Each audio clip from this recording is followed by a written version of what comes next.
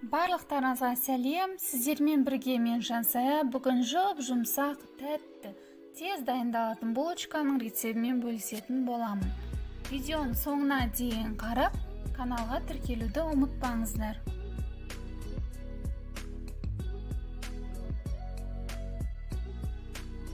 Ең алдымен ыдысқа 2 жұмыртқаны жарып саламын.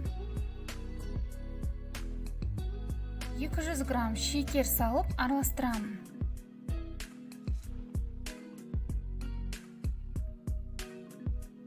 Жетпіс грамм еріген сары май құйып араластырамын.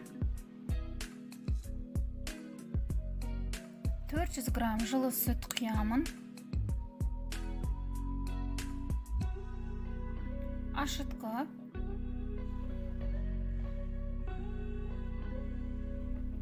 және ұн сала отырып, жұмсақ қамыр елетін боламын.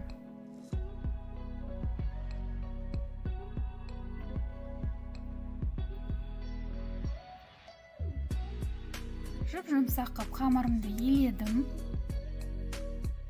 Енді 1 сағатқа орап, жылы жерге қойып қоямын.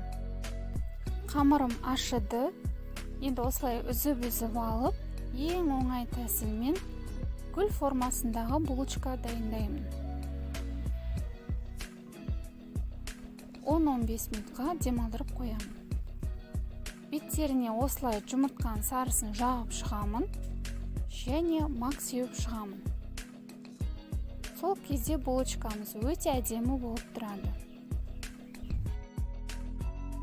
Мінекей, біздің булочкамыз дайын, өте жұмсақ әрі дәмді болып шықты. Алдағы видеоларда булочканың басқа да түрлерімен бөлісетін боламын. Егер де сіздерге рецепт қызықты болса, міндетті түрде лайк қойып, қоңырау басуды ұмытпаңыздар. Астарыңыз дәмді болсын.